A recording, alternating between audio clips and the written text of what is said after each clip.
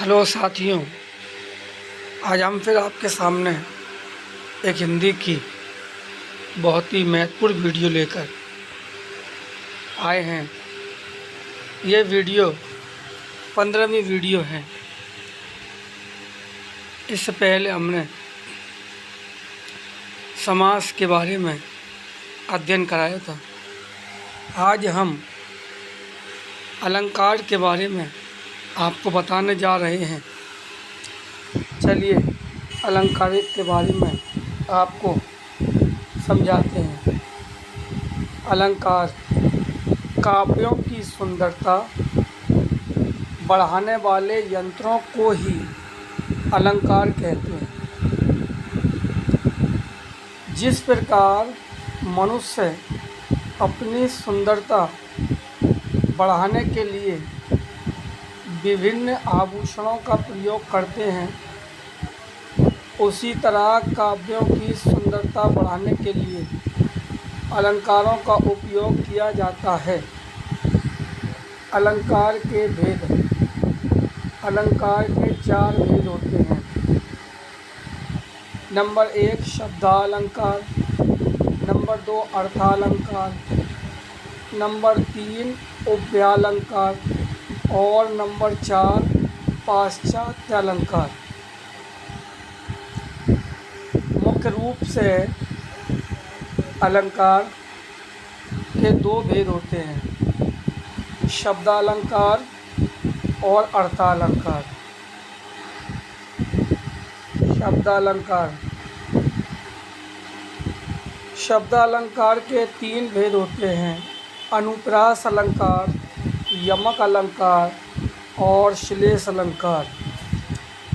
अनुप्रास अलंकार जब किसी काव्य को सुंदर बनाने के लिए किसी वर्ण की बार बार आवृत्ति हो तो वह अनुप्रास अलंकार कहलाता है। किसी विशेष वर्ण की आवृत्ति से वाक्य सुनने में सुंदर लगता है, जैसे चारू चंद्र की चंचल किरण खेल रही थी जल थल में। इस उदाहरण में चा वर्ण की आवृत्ति हो रही है और आवृत्ति से वाक्य का सौंदर्य बढ़ रहा है, अतः यह अनुप्रास अलंकार का उदाहरण है। यमक अलंकार।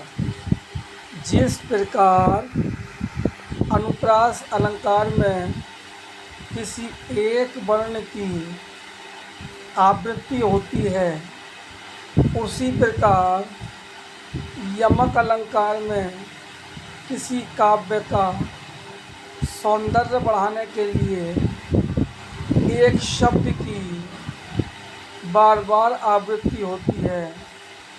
2 बार प्रयोग किए गए शब्द का अर्थ अलग हो सकता है, जैसे काली घटा का घमंड घटा।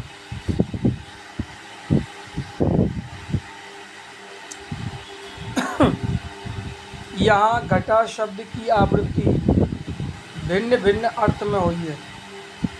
पहले घटा शब्द वर्षा काल में उड़ने वाली मेघमाला के अर्थ में प्रयुक्त हुआ है और दूसरी बार घटा का अर्थ कम हुआ, अतः यहाँ यमक अलंकार है।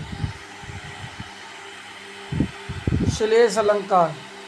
श्लेष अलंकार ऊपर दिए गए दोनों अलंकारों से भिन्न है। श्लेष अलंकार में एक ही शब्द के विभिन्न अर्थ होते हैं, जैसे रहीमन पानी राखिए, बिन पानी सब सून, पानी गए न उबरे, मोती मोती मानस चून। इस दोहे में रहीम ने पानी को 3 अर्थों में प्रयोग किया है। पानी का पहला अर्थ मनुष्य के संदर्भ में है, जब इसका मतलब विनम्रता से है। रहीम कह रहे हैं कि मनुष्य में हमेशा विनम्रता होनी चाहिए। पानी का दूसरा अर्थ आभा, तेज या चमक से है, जिसके बिना मोती का कोई मूल्य नहीं। पानी का तीसरा अर्थ जल से भिन्न है, जिसे आटे से जोड़कर दर्शाया गया है। रहीम का कहना है कि जिस तरह आटे का अस्तित्व पानी के बिना नम्र नहीं हो सकता और मोती का मूल्य उसकी आभा के बिना नहीं हो सकता है, उसी तरह मनुष्य को भी अपने व्यवहार में हमेशा पानी विनम्रता रखना चाहिए, जिसके बिना उसका मूल्य ह्रास होता है। अतः यह उदाहरण श्लेष के अंतर्गत आएगा।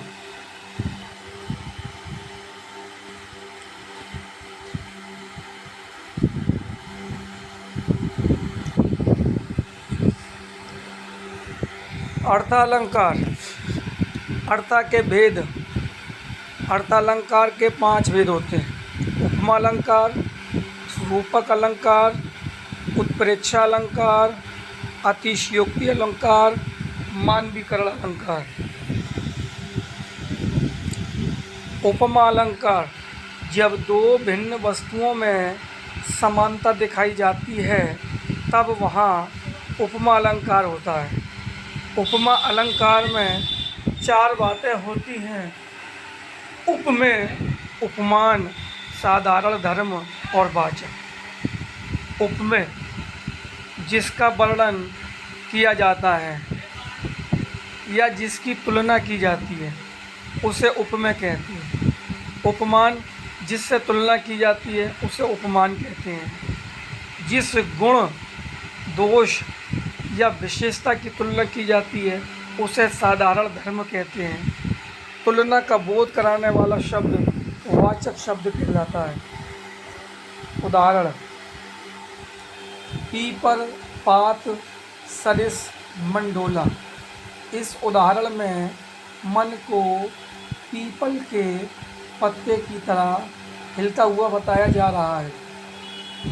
इस उदाहरण में मन उपमेय है, पीपल पात उपमान है, डोला साधारण धर्म है एवं सरिस के समान वाचक शब्द है।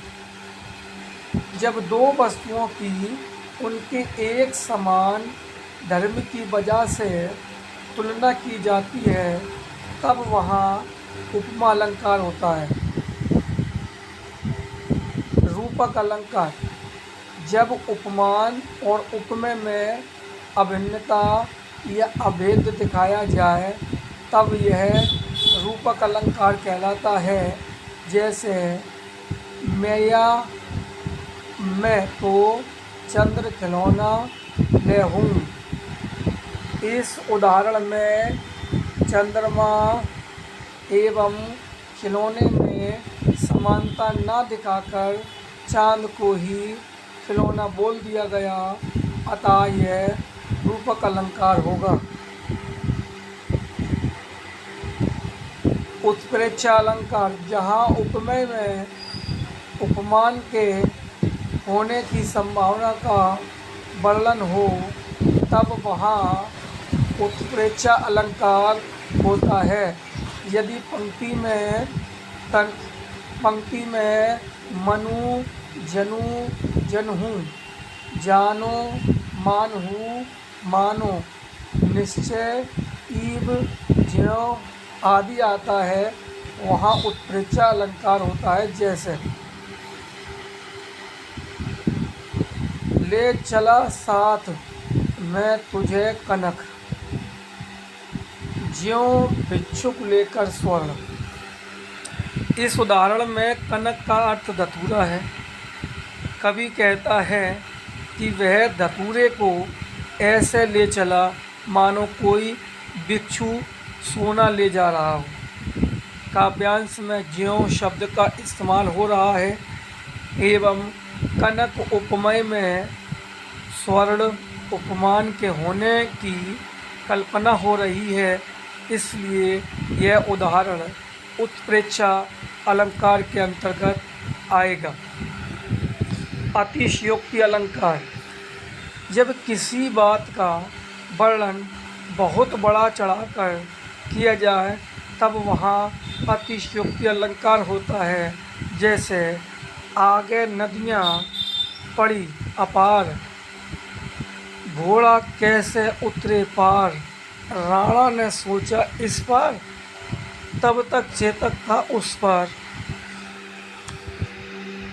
इस उदाहरण में चेतक की शक्तियों व स्फूर्ति का बहुत बड़ा चढ़ाकर वर्णन किया गया है। अतएव यहाँ पर अतिशयोक्ति अलंकार होगा।